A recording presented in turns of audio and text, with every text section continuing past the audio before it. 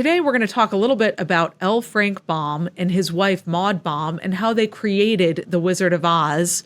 We're also going to look at their philosophical and religious beliefs that really underpinned the whole empire and world of The Wizard of Oz, which is really important for us to think about as Christians to understand the direction they were coming from. So let's look into the evolution of Oz. Now, L. Frank Baum was born a Methodist. He was for a while, he was in the Episcopalian Church. But then when he met Maud and her mother, he became a Theosophist. So we'll talk more about that in a minute and why that matters for The Wizard of Oz. So L. Frank Baum was really a visionary author. Let's think about the time frame when he lived. He was born in 1856 and died in 1919. So he was alive for the Civil War, and he was born in New York and ended up moving to the Midwest with his wife. Now, as a child, he was actually very gentle and writer kind of mindset, and his parents didn't approve of this. They sent him to military school where he was beat with corporal punishment and actually had a mini heart attack or heart condition, which he lived with his whole life and was always in a somewhat weakened state, and is likely part of why he died relatively young.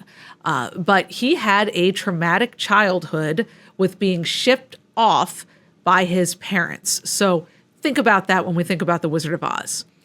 He was a failed businessman before he became a successful author. He ran a chicken business and wrote about chickens. They were very fashionable at the time. I like chickens, so I think this is cool. He wrote for newspapers and ran them, and he ran family theaters. He married Maud Gage in 1882, and she was the daughter of famous suffragette Matilda Joslyn Gage. And Matilda was a follower of Theosophy, and this will matter for the understanding of Oz.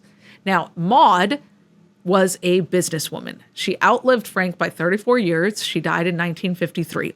And she was a strong, practical woman who managed the family finances. She fiercely protected Frank's legacy and the Oz property rights, even getting into a fight with their own son later, who tried to take over some of the rights without her permission. So keep these straight. Frank wrote the books. Maud controlled the estate after his death. And in fact, before his death, he transferred the rights of the books to her, understanding his own issues with managing finance.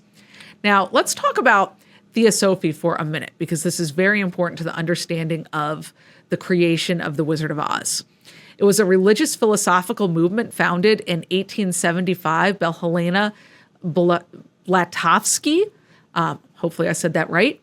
It blended Eastern and Western spirituality, reincarnation, karma, spiritual evolution, and it emphasized hidden wisdom, universal brotherhood, and spiritual seeking. Now, key for Oz, Theosophy taught that each person must find their own inner divinity through personal journey. This is diametrically opposed to Christianity. A key for Oz is that Theosophy taught that each person must find their own inner divinity through personal journey. It's not a redeemer who redeems us. It's through personal self-discovery that redemption is found. So in contrast, Christianity, there's a triune God. In Theosophy, there's kind of this blurred deity concept, and your divinity is in yourself. In Christianity, power comes from God. Miracles happen at the hands of God. In Theosophy, it's power from within. Think about witches and wizards and the power they hold. And Dorothy's own, it was in you the whole time. You have the power to go home. In Christianity, there's transformation through grace. In Theosophy, it's revelation of inner power. So this is an interesting concept to me. When we look at why Baum wrote the book and the moral and theological underpinnings he believed in.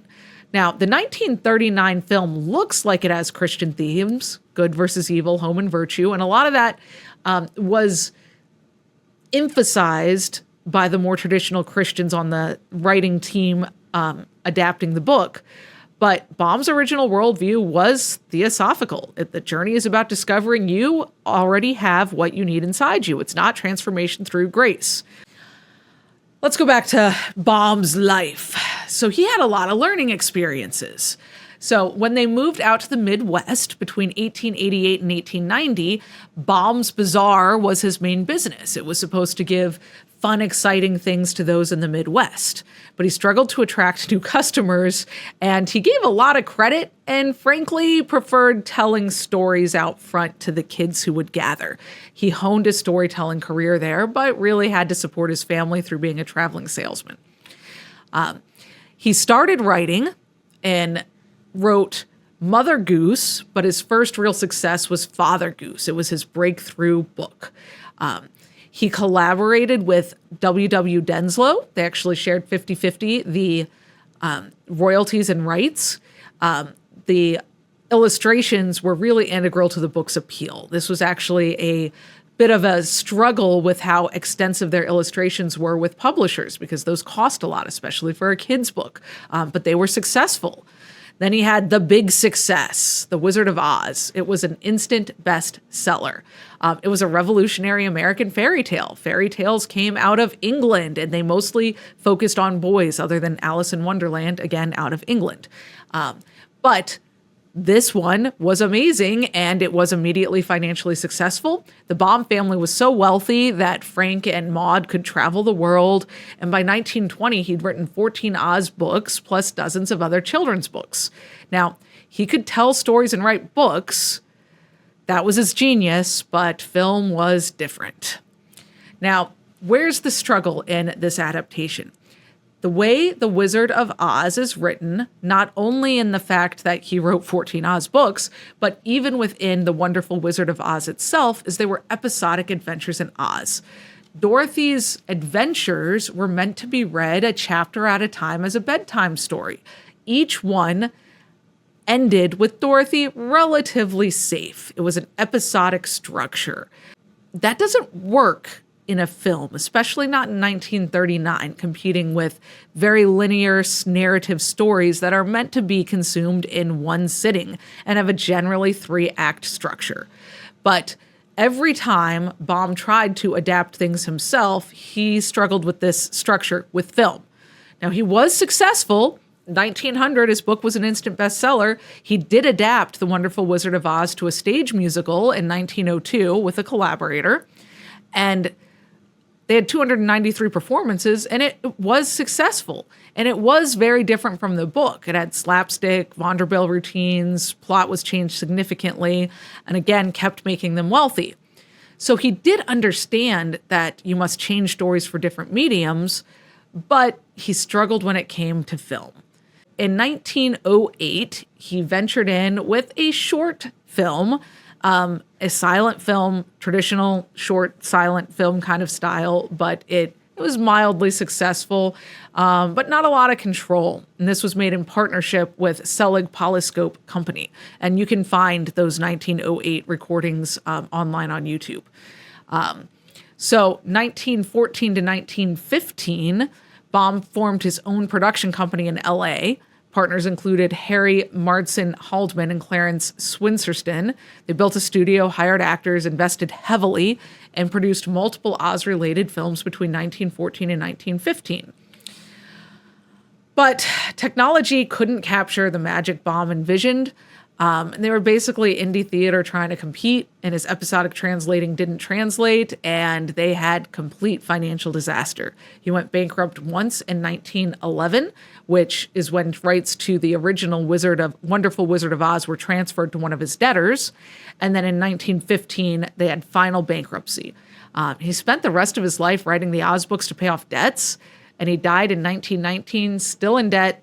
Tough time. He could write best-selling books, he could create hit stage musicals, but he couldn't make successful films. He was not the best adapter of his own work. But what happened to the rights? We know that it became successful, so what happened? All right, so let's remember. He originally created a copyright split of 50-50 with Denslow, the illustrator. That created shared ownership issues and complicated future adaptations. While he transferred ownership of many of his rights to Maud Baum, the original Wonderful Wizard of Oz rights went to a creditor.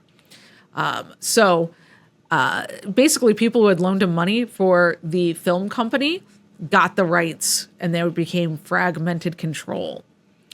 Maud was able to regain the rights in 1919 after Frank's death, and she really focused on rights protection. MGM did not directly get the rights from Maud Baum.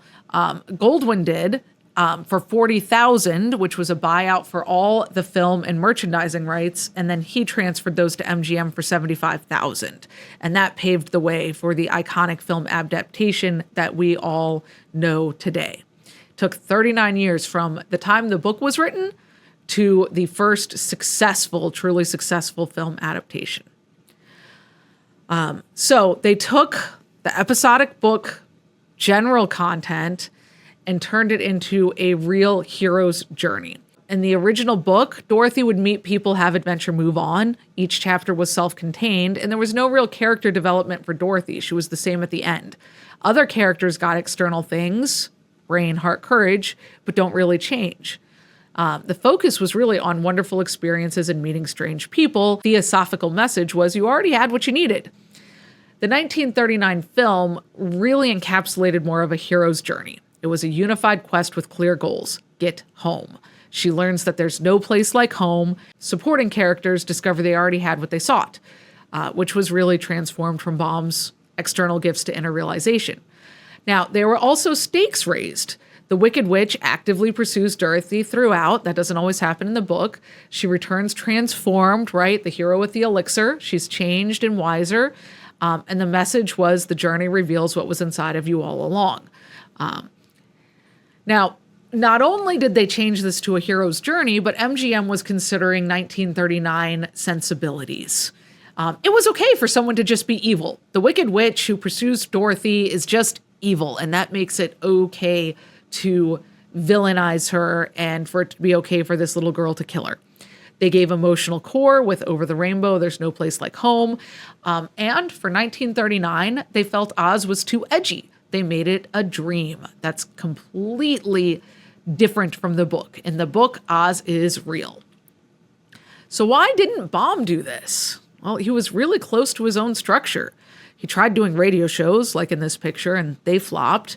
And he just couldn't see past how he'd told the story for 14 books. And he was close, and he didn't have the resources. So a couple key takeaways from this before we wrap up this segment of our adventure in The Wizard to Wicked. Success in one medium does not always equate to success in another. Adaptation is an art of its own. That's one of my favorite classes to delve into, adapting to the screen from a book. You can't just throw a book into a movie and think it's going to magically translate. It doesn't. Technology matters. Right now, we're on the cutting edge with AI evolutions and different technology emerging that makes things possible. I have students who are creating AI animations for thesis projects that could never have been done on this timeline and budget even 5 years ago. Well, for The Wizard of Oz, Technicolor made a huge difference in helping people experience the magic of Oz. Resources also matter. Basically, it went from Baum, the indie filmmaker, to studio with MGM. They were able to create the high quality delivery that it takes, 6 months to shoot the color sequences, plus the time in Kansas, all the development time, all the different directors, name talent, all of those things, right? They all go into a big budget film.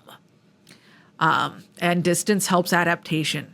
Baum was very close and had trouble adapting into a different format. So we got to transform, not just transfer. The content may need to be molded, and we'll look more at the transformation of content with Gregory Maguire's interpretation in Wicked coming up.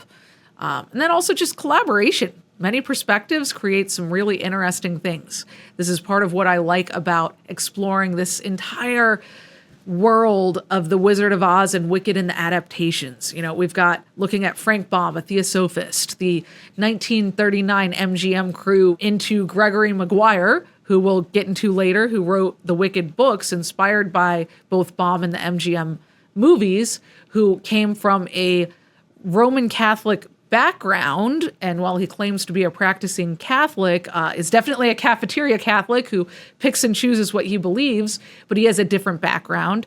And then the adapters to the stage musical had a Jewish lineage. So I think all of this comes into play, both because of their religious backgrounds and beliefs, and also just their different worldviews and personal skills they bring to the table. So all that coming up. Hope this is helpful for you processing and learning about The Wizard to Wicked.